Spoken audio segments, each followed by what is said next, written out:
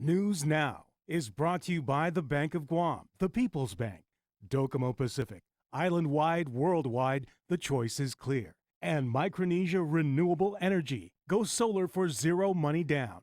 And Colgate Optic White, whiter teeth in 1 week.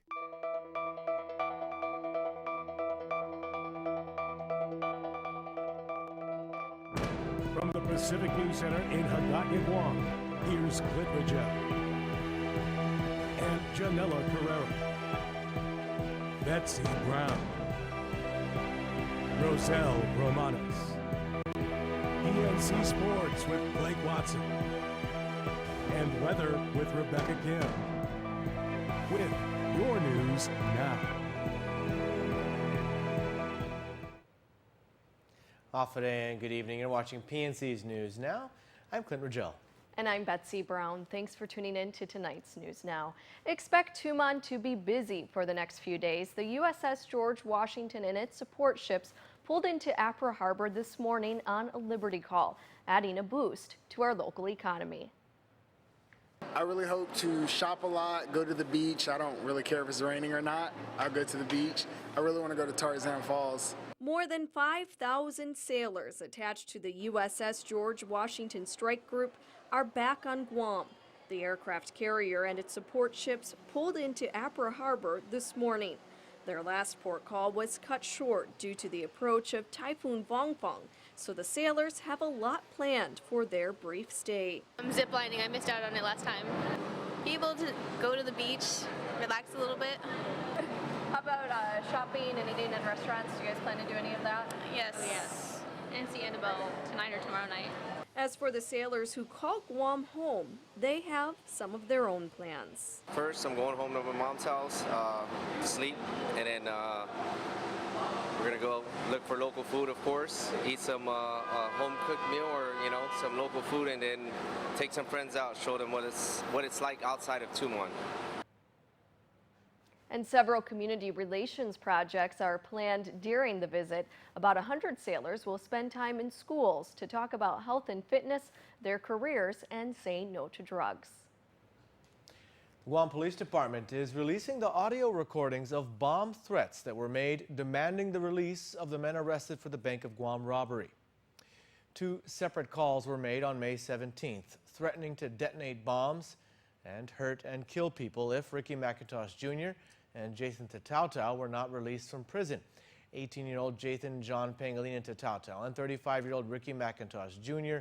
and Vincent David Santos were tried for the February 6th robbery of the Jigo branch of the Bank of Guam, but all 3 were found not guilty after Tatautau filed a plea agreement, pleading guilty and promising to testify against his co-defendants. However, Tatautau refused to testify and the prosecution lost its case. But before the trial even began, these 2 anonymous calls were made demanding the release of McIntosh and Tatautau. Hello. Yes, how can I help you? 1 hour, 3 bombs. Release Ricky McIntosh Jr. or people will die. I'm sorry? 1 hour, 3 bombs. Release Ricky McIntosh Jr.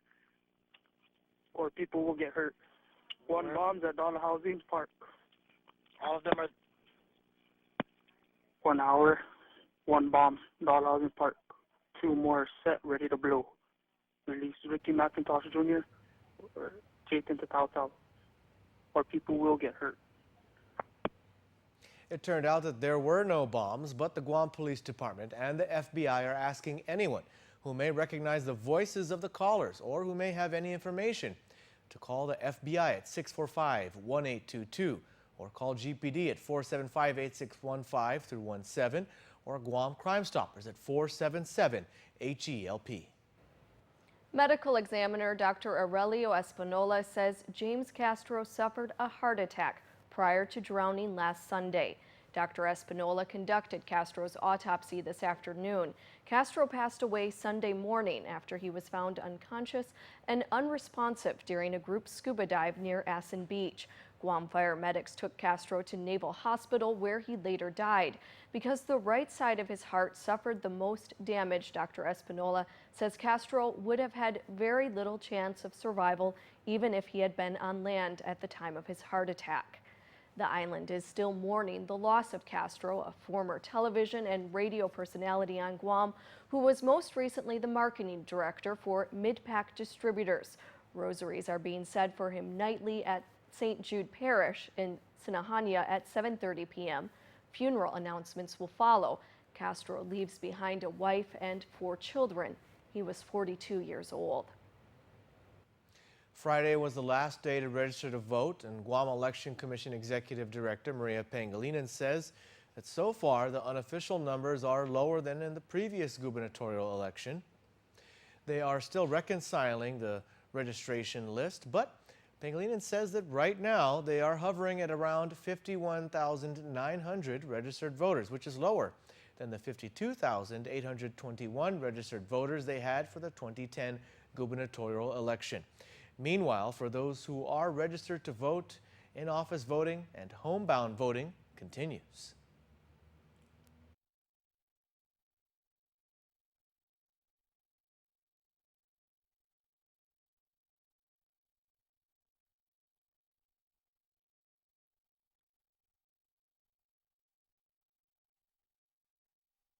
Homebound voters are still being serviced, and we will continue to service homebound voters up until Election Day at 8 o'clock p.m. We encourage homebound voters or their caregivers to please give us a call as soon as possible if they require the service. Pangilinan says that Guam law requires that employers give their employees at least 2 hours off from work to vote on Election Day. The Guam Women's Chamber of Commerce debate is going on at this hour as scheduled. The debate was originally supposed to pit former Governor Carl Gutierrez against Governor Eddie Calvo, but Calvo declined the offer.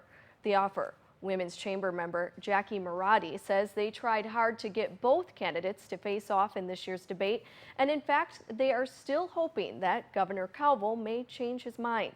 In fact, she says they will leave seats open for Calvo and his running mate, Lieutenant Governor Ray Tenorio, for a few minutes in the beginning of the debate. And if they don't show up, they will proceed without them.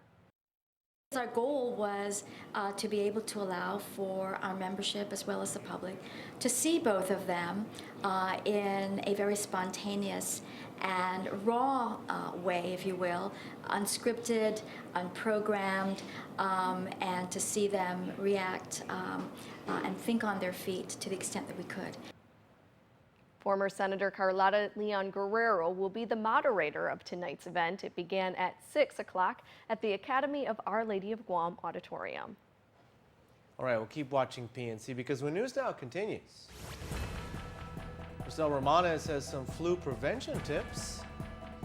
And it looks like the PUC will approve a reduction in power rates. We'll be back with more News Now after this. Hey, do you like me? Do you like sports? Well, stick around because we show love to the third place team. That's right, IIAAG consolation game in football. We got the recap, plus we go hard in the paint, basketball as well. Sports not too far away. Stick around.